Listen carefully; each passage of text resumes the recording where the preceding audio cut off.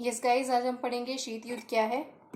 शीत युद्ध पढ़ने से पहले एक बार पहला युद्ध द्वितीय युद्ध के बारे में पढ़ लेते हैं कि जो पहला विश्व युद्ध हुआ था वो हमारा 1942 1918 को हुआ था। यस, जो हमारा पहला विश्व युद्ध हुआ था वो 1942 1918 को हुआ था। द्वितीय विश्व युद्ध 1939 टू 1945।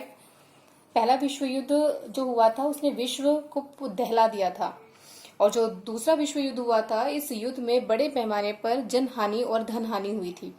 यानी कि जिस पैराग्राफ के बारे में आज हम पढ़ने वाले हैं, शीत युद्ध, उसमें इस युद्ध में विश्व के लगभग सभी ताकतवर देश शामिल थे। अभी इसके बारे में हम आगे पढ़ेंगे। यस गाइस, अब आप यहाँ ध्यान से देखेंगे कि जो दूसरा विश्व युद्ध था 1939 टू 1945, दूसरा विश्व युद्ध समाप्त हुआ था, और यह समाप्ति जो थी वो शुरुआत थी समकालीन विश्व राजनीति की, यानी कि शीत युद्ध की। शीत युद्ध की उस समय जो अगुवाई करने वाले जो मित्र राष्ट्र थे, धुरी राष्ट्र थे, उनके बारे में देखेंगे।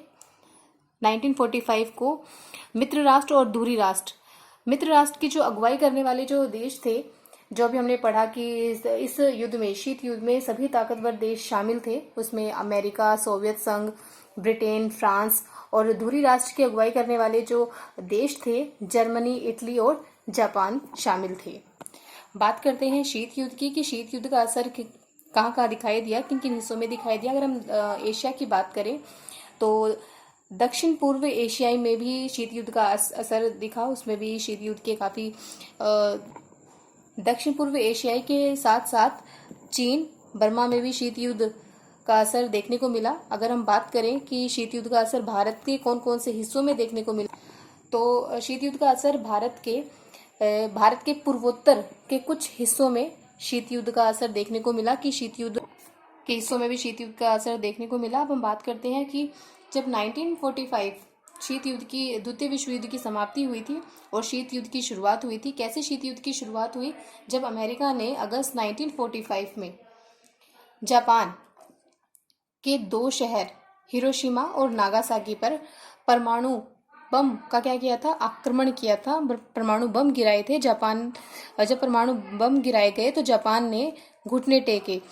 अपने घुटने टेकने के बाद इस युद्ध का अंत हुआ, मतलब शीत युद्ध की शुरुआत हुई और द्वितीय विश्व युद्ध का अंत हुआ।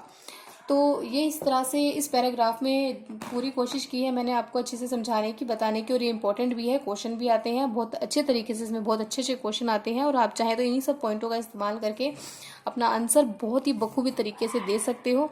किसी प्रकार की कोई दिक्कत नहीं होगी। और किसी को किसी प्रकार की दिक्कत होती है, बच्चों को प्रॉब्लम होती है, तो मुझे प्लीज़ कमेंट करें। I will provide this solution. And पिछली क्लास में कुछ टेक्निकल इश्यूज हुए थे, वॉइस क्लियर नहीं थी, पैराग्राफ क्लियर नहीं दिख रहा था। आज कोशिश है कि आपको अच्छे से दिख रहा है, अच्छे से समझ में आ रहा है, और फिर भी कोई दिक्कत होती है तो प्लीज़ कमेंट करें। जैसे मैं हर क्लास में बताती हूँ कि ये जो पैराग्राफ है बहुत इंपॉर्टेंट है। क्वेश्चंस आते हैं, कई बार पूछ लिया जाता है कि मित्र राष्ट्र की अगुवाई करने वाले देशों के नाम बताइए, या फिर दूरी राष्ट्र की अगुवाई करने वाले देशों के नाम बताइए। तो ये आपको हेल्प करेंगे अच्छे से आंसर देने में। और मैं हर बार कहती हूँ, अपने हर पैराग्राफ में से अट्रैक्टिव पॉइंट निकालने की कोशिश करें, बिकॉज आप अपने आंसर को तभी बेहतरीन तरीके से लिख सकते हो जब आपके पास अट्रैक्टिव पॉइंट होंगे। तो ये सब वही अट्रैक्टिव पॉइंट हैं, समझाने के लिए मैंने इन्हें लिखा है, और आपको ये समझ में भी आए होंगे। बाकी की क्लास नेक्स्ट क्लास में होगी।